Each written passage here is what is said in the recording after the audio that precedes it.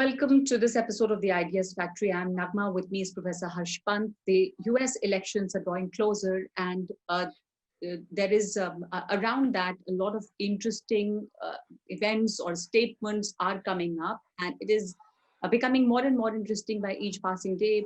Probably just 18 days are left if we count from today, and now it seems like there is a sign of a democratic surge, and the polls are slipping as far as President Trump is concerned. He's even made a statement saying that he would probably leave the country if Biden wins. So when we look at all that, and the recent speech, Harsh, that President Trump gave in Florida and Georgia, the two southern states where he won last time, he was trying to appeal to his committed voters, his core Republican base, and he also made some racially charged comments because he sees these comments or basically whatever has been his core strength. So he's trying to say that if the Democrats come back or come to power, then they're going to make America a communist country. And he's talked about the illegal immigrants. So he looks very desperate now. And do you think things have changed around the US presidential poll now? Biden seems, his prospects now seem brighter. Yes, I think the polls were moving in Biden's direction or have been moving in Biden's direction for a while now. But perhaps what has changed is that there seems to be perceptible lack of confidence in Trump and in his team that they would make it this time, and that is visible in his statements, in the way he's campaigning, and I think in some ways he was relying perhaps on these battleground states. But if you look at these battleground states, a lot of these battleground states have moved into the Biden fold, and where they have not, the race is tightening. Even places like Texas is showing a neck and neck race between Biden and Trump. So clearly for him, the task is getting tougher by the day. And the challenge now for him is to rally his base, because the early voting numbers, as they have been recorded, show a surge in the Democratic camp, that the Democrat voters are coming out in huge numbers. They are voting in huge numbers. 22 million till this Friday is a huge number of early voters, and clearly there is a sense of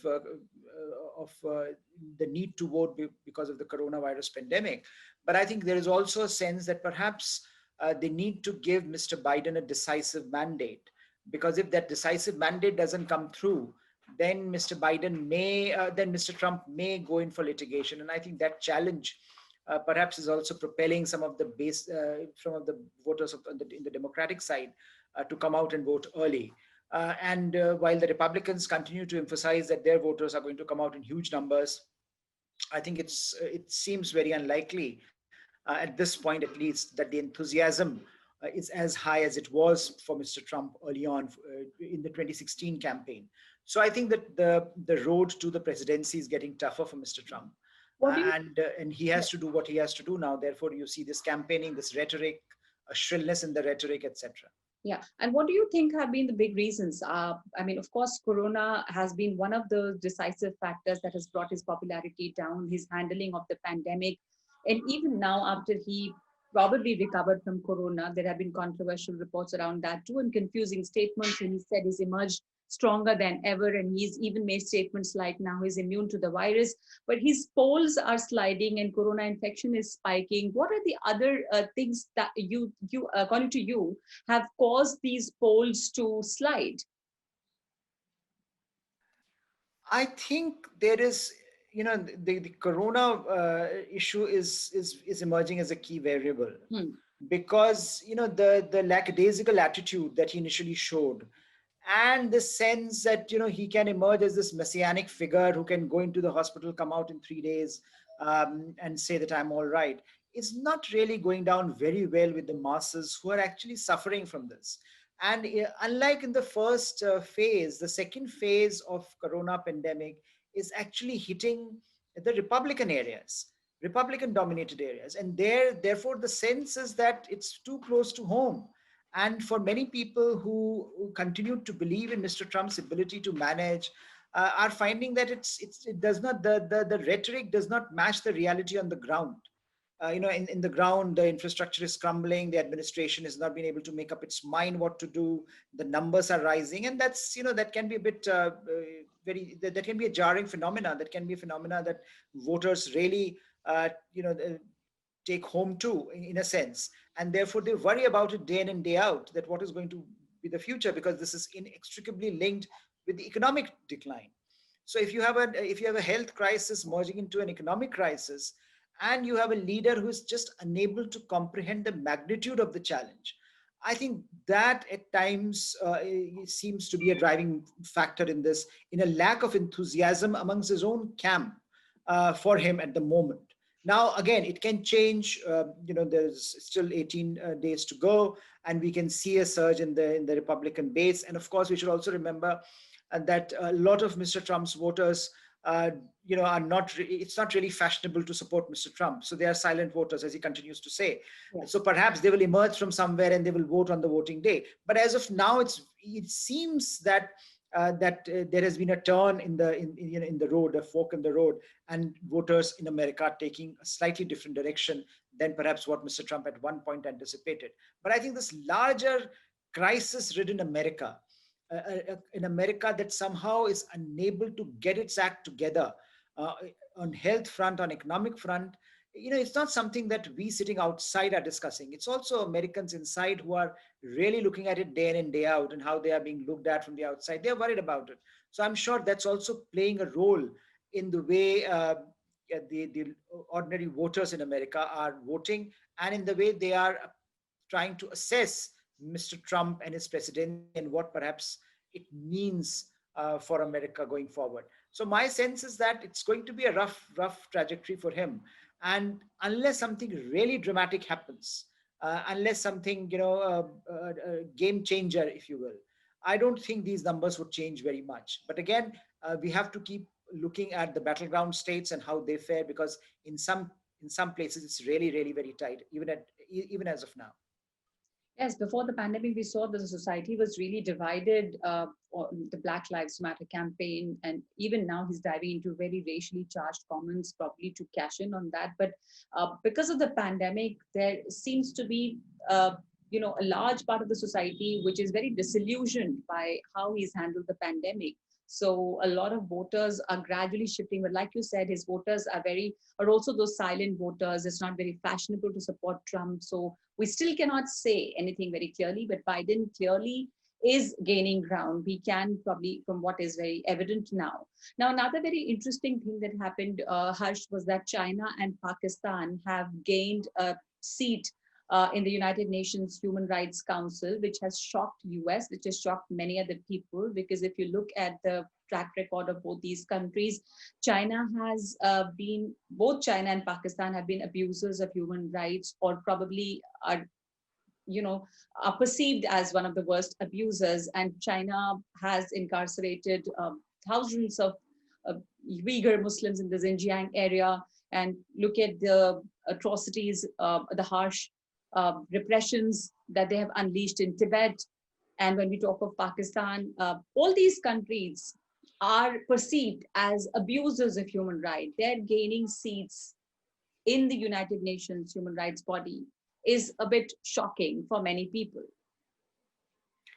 Yes, I mean, it's UN Human Rights Council has never been known for being a very effective body, especially in ways that the member states get elected to it, and what kind of members get elected to it. And that has been the point that Washington has time and time again made, that look, you cannot have countries of a certain kind sitting on the body that by definition is responsible for human rights. And I think, Which is what Washington is now saying, that it validates our walking out of this body in 2018. yes, but in certain, in a certain way, America or other Western countries not taking an interest in UN, Human Rights Council and other such bodies, also leaves the door open for countries like China. Mm. So you can have, if you want to play this game, play it properly. Because if you are not interested, then China will come, and countries like China will come and swamp the multilateral framework. And I think the election of countries like China, Pakistan, and there are countries in other countries, Cuba is there, Russia is there, Yeah. not necessarily known for their human rights record. Sitting now in the Human Rights Council and talking about human rights, it would be farcical, I think, if it would be hilarious if the stakes were not so serious. But the question is, this is what global multilateralism is now coming to, that we are looking at a very fractured multilateralism, where multilateral bodies are becoming more and more a group of like-minded countries. So, you have countries like Pakistan, like China, like Russia, like Cuba, ganging up and now deciding issues about human rights, whereas more democratic, more liberal countries walking away from such bodies, making perhaps taking a decision that it's not worth investing it. But if you don't invest your time and effort in such bodies, then you will have other non-liberal countries that will take advantage of that. And that's precisely what is happening. And I think you have to give it to the Chinese that they are playing this game very effectively. You may not like it, what you're seeing, but they know that it's important to be part of these bodies. They are now, so many of UN bodies are headed by Chinese or by Chinese supported individuals, like we saw in the case of WHO earlier in the year, where all the issues emerged about its efficacy. So I think the issue here is, what do you do about the state of multilateralism? And I'm afraid there is no good answer, because increasingly you see states who have built these institutions, they're withdrawing from it, and withdrawing and trying to make a case for parallel institutions. So we now talk of coalitions of the willing. We now talk of like-minded coalitions of like-minded countries. And I think that's precisely the way we will see the global order evolving, where the election or like this, the elections like what has happened in the UNHRC will further aggravate this crisis. And it could not have come. This election could not have come at a more inopportune moment for UN, for the global multilateral order. There are already so many questions about what is happening to the global multilateral order. And on top of that, if you have these kind of examples being set by bodies like UNHRC, then neither is the goal of more effective human rights going to be served, nor the larger challenge of making multilateralism more effective going to be any more credible. Yeah, the challenges to the multilateral order, and also it dents the credibility of the rights body. But like you rightly said, America is, we've seen during this pandemic too, that America has been found wanting as far as global leadership is concerned. And by withdrawing, or in fact, unilateral decisions that the Trump administration has taken to withdraw from multilateral platform, has resulted in a situation like this, when you have the other countries or not so liberal countries coming in. Now, we want to also look at what's happening between the UK and the EU. And we've had London threatening to walk away unless there was a major shift in Brussels' approach, the trade talks that were happening post-Brexit trade talks. Do you see that there is still scope there? There is a room for a deal? There is some room there, and I think, but increasingly, the idea is, it seems that number 10 Downing Street or Mr. Johnson administration is not really interested in the deal, and I think that's a message that they seem to be delivering. That the talks are over. For example, the statement that Mr. Johnson made, even before his European counterparts could respond, underscores that his preference is for a hard Brexit. He doesn't want a transition towards a post-Brexit landscape or economic landscape, where economic ties in some ways continue on the same trajectory as they were before, or a more seamless trajectory. And I think that is the challenge now for UK. If the policymakers in UK believe that that's what is the goal, then I think there is very little likelihood of these negotiations proceeding. But again, Europeans, for example, are pushing for a deal, and there are sections within UK who want a deal. So we will see what happens till the end of December.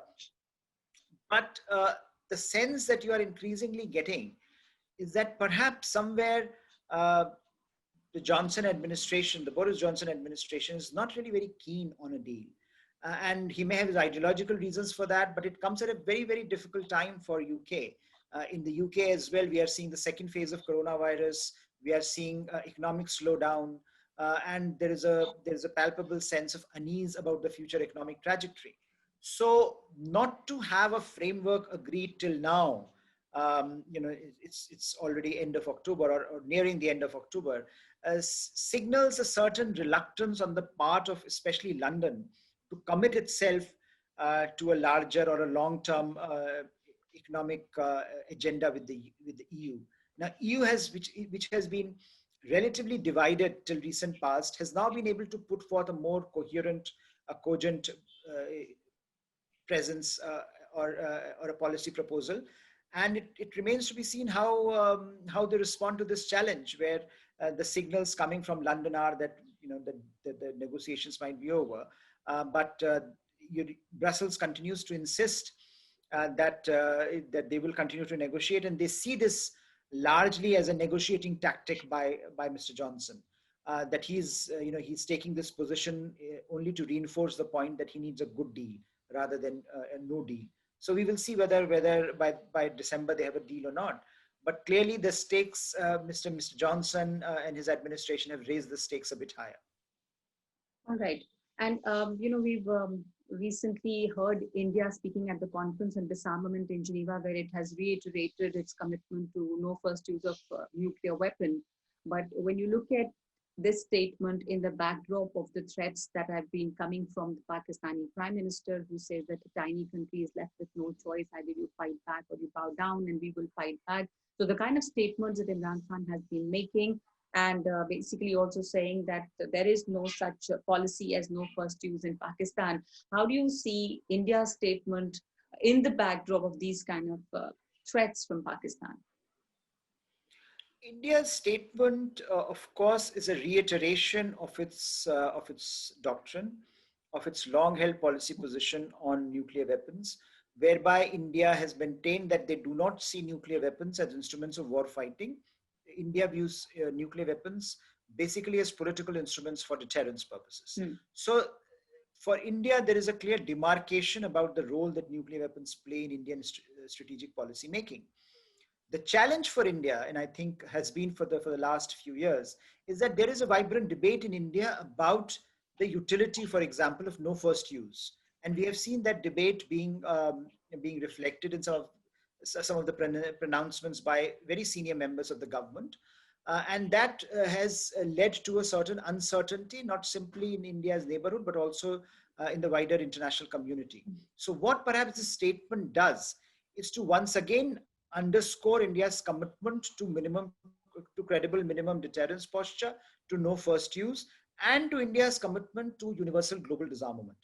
So this is, in a way, India's traditional position that has been reiterated, India's traditional position that has been made explicit once again, to underscore India as a responsible stakeholder in global politics, as a responsible player in the global order, in the global nuclear order, unlike some of India's neighbors who continue to rattle their nuclear saber time and time again. And also the fact that India is facing a very dangerous situation with China. And, while many in India continue to believe that our nuclear relationship with China is very stable, which it is compared to Pakistan, but there is no denying that these are two nuclear armed countries. So in a sense, I think it was important for India to reiterate this fact. And India has done that primarily to underscore its commitment to the longer term trajectory of India's policies, which has been that we will remain firmly committed to no first use. And we also remain firmly committed to universal global disarmament, verifiable global disarmament. So in a sense, that has been made explicit, that has been reiterated. But I think the challenge for India will continue, that how do you manage two different adversaries, on two sides of your border that have, that will have very different nuclear agendas, as you were pointing out.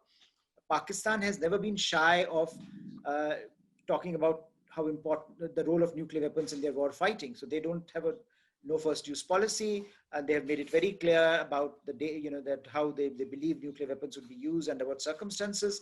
And China, of course, has a very different trajectory. China is modernizing its nuclear arsenal rapidly, but not looking at India. It is looking at America. So for India, the question is, if you have a neighbor that is in the great power game with the United States of America, then you have to have some credible deterrence vis-a-vis that neighbor as well. So I think for India to be surrounded by these two nuclear neighbors that have relatively different nuclear trajectories is a very complicated, and difficult aspect of its policy making. But as of now, India has once again told the world that it remains committed to some of the central tenets of its nuclear policy, which may have been in doubt because of certain statements that have come out from Indian establishment over the last few years. And I think that is something that India was trying to put a lid on, and once again make a case that it remains a very, very responsible member of the global nuclear order. All right. All right. Thank you so much for that analysis and that perspective, Harsh. And we will continue to look at the US election as the US elections draw closer, approximately 2 weeks before US actually goes to vote. And before that happens, there has been a record surge in the number of early votes. And here the registered Democrats have outnumbered the registered Republicans, which is probably a good news for Joe Biden. So we'll keep a close watch at that and bring you all the updates. Thank you so much for watching.